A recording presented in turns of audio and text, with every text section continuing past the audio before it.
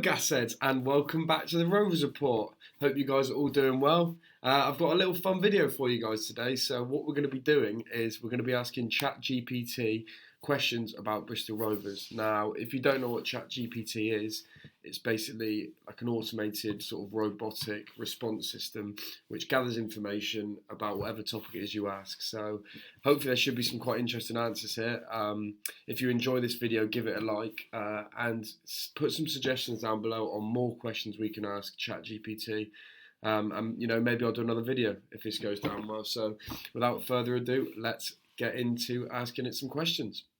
Right guys, so what I'll do for you is I'll make sure to put up ChatGPT's response either here or there. So it will come up at some point.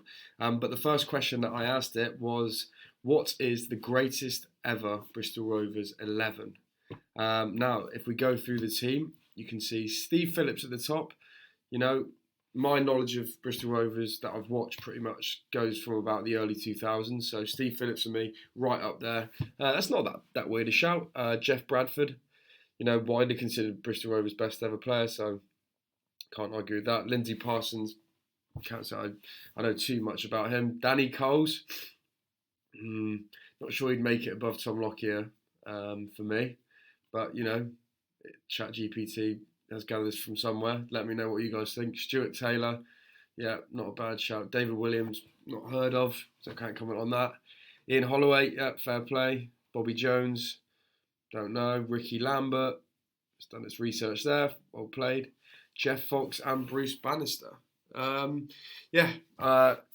with probably our best periods of time happening well before I was born, I'm not going to be too clued up on any of them. So what I asked it next was, what is the greatest ever team from the 2000s onwards? And this is what it's come up with. So in goal, Steve Phillips again, not a bad shout. And then it has Ryan Sweeney at right back. Don't think he ever played right back for us, unless there's a different Ryan Sweeney I'm thinking of. But that's the first odd shout from ChatGPT. Danny Coles and Tom Lockyer at centre backs. I wouldn't argue with that too much. Lee Brown left back, strong shout. Stuart Sinclair at centre mid. He was definitely a fan's favourite, but I'm not sure if he'd make the best 11 from the past 23 years. You might disagree, but I can think of quite a few better players than him. Lindsay, fair. David Pipe. That's a fucking rogue shout, isn't it? Off the top of my head, Bowden, Carriol, Collins, any of those sort of players ahead of him. But maybe it's thinking in a traditional 4-4-2. Lambert and Ellington, yeah, I understand why it's gone for that. And then Andy Williams at left mid. So, again, an interesting team. Stuart Sinclair, odd. Ryan Sweeney at right back, very odd. But, this is why we're doing this, to see what it comes up with. Moving on, I then did one from the 2010 season onwards. So hopefully that should be a bit more recent. And let's have a look at it. Okay, interesting. So it's Mildenhall in goal. I wouldn't be too upset with that. I might go for Belshaw over that, but Mildenhall's a good shout, and that is a back four that I enjoy. Michael Smith, Lockyer, McChrystal, and Lee Brown. Not too many complaints from me there, to be honest. Smith was excellent for us. Lockyer and McChrystal, great partnership, and Lee Brown, of course, and then Stuart Sinclair again in there with Lindsay. I'm not angry with that too much. I personally have Finley in there. Probably have Coots over him. Ollie Clark definitely over Stuart Sinclair. But, he was a fan's favourite. So, I guess, in a sense, that makes sense, but not really. Chris Lyons, Billy Bowden, Matt Taylor, Lambert, all can't argue. But then, as our left midfielder, we have got Kaid Mohammed, who I think was recently, I don't know if he was sent to jail, but he was certainly arrested for some sort of drug charges. So that's an interesting selection there from ChatGPT. But hey, I guess that's what it's all about. Kaid Mohammed, fuck me. Who remembers him? He was obviously a part of our squad in the relegation season. The tight not V-neck, the turtleneck Eurocams t-shirts that we wore. That's how I remember him. A pacey and positive winger, front foot, but didn't really do much for us. And, to get into our top 11 from the past 13 years, I have to say, I think CHAT GPT's got that wrong there. You've got Billy Bowden you could have in there. Oh, he's already in, actually, not Billy Bowden. Carriol, Collins, Scott Sinclair even. Just anyone but Khalid Mohammed. But yeah, that's the teams. We're going to move on to some more questions now. So next up, I asked it, who was Bristol Rovers' best ever player? And as you can see on the screen, it's said Jeff Bradford. As I've mentioned, he played for Rovers at a time almost 50 years before I started watching them. So it's hard for me to comment on. I've never seen him play, but I think most club historians and the old fellas on the terraces will tell you that he was Rovers' best ever player. So yeah, it's nailed that one there. What have we got up next? So then I asked it, who is Bristol Rovers' most famous fan? And it's come back with Stephen Merchant. Of course, his work on The Office and more recently Outlaws. But, I think that's pretty accurate. The only other ones that immediately sprang to mind for me was Ronnie Size. I'm sure I'm missing someone out that you'll let me know in the comments. But yeah, that is pretty accurate again from CHAT GPT. So fair play. What have I asked next? I asked it, what is Bristol Rovers fans' favourite away days? And this is a slightly strange one because I think it's got confused here. It says that one away day that is often mentioned as Rovers' favourite trip is to Southampton St Mary's Stadium, which is true. I think it's probably thinking of the 3-2 Andy Williams last minute winner. But that wasn't in October 2019, which is what it's referring to when we won 1-0 in the Carabao Cup.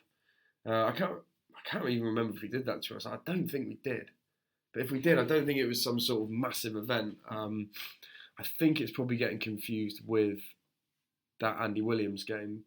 But that was a long time before 2019, so not sure what's happened there. That's a bit of a weird one. I expect it to maybe say something about going away to play City or one of the big teams, League One. But it's gone for Southampton. So apparently Southampton is Bristol Rovers fans' favourite away day.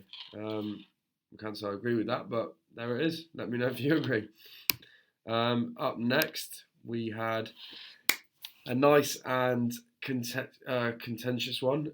What is Bristol Rovers fans' opinions on Joey Barton?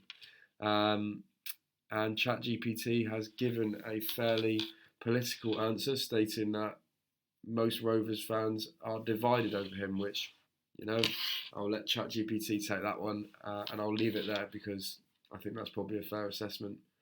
Moving on, I asked it, who was Bristol Rovers' best player in the modern era? Obviously, like I said, I don't necessarily have watched many before about 2000, so this is all I can go off, and it's gone for Ricky Lambert, which is a great shout. But then weirdly after that, it's gone for Stuart Sinclair again. I'm not sure what ChatGPT's obsession with Stuart Sinclair is. I don't know if it goes off of maybe the amount of times he gets mentioned, but yeah, Stuart Sinclair as our best player in the modern era is very weird shout. That you've got Matty Taylor, Billy Bowden, Chris Lines, Tom Lockyer. All of them are head and shoulders above Stuart Sinclair. Like Billy Bowden's mentioned, Chris Lines. Surprised it didn't mention Aaron Collins, but there you are. And then we have asked them, said, what is our most memorable game? Bristol Rovers' most memorable game. And annoyingly, it's gone for one which I wasn't at. The 1989 Football League Trophy final between us and Tranmere, where we won 2-1 and lifted the trophy. It's talking about how it put us on the map. And apparently it remains a cherished memory for many Rovers fans. I actually can't say I've heard of that. But yeah, that's an interesting answer. It does go back and look at the history. It's not just sort of last couple of years, so fair play. And then I asked them to predict where we would finish next season. And it has basically said it's not able to do that as a language model. Slightly frustrating, but it says if they can build a strong team and find consistency on the pitch, they may be able to challenge for a mid-table finish or higher. which bit of a politician's answer there, isn't it? I think that's probably the same for most teams in the division, but I'm sure that'll be a phrase that's banded around this coming pre-season. So yeah, it finishes by saying ultimately only time will tell where Bristol Rovers will finish next season.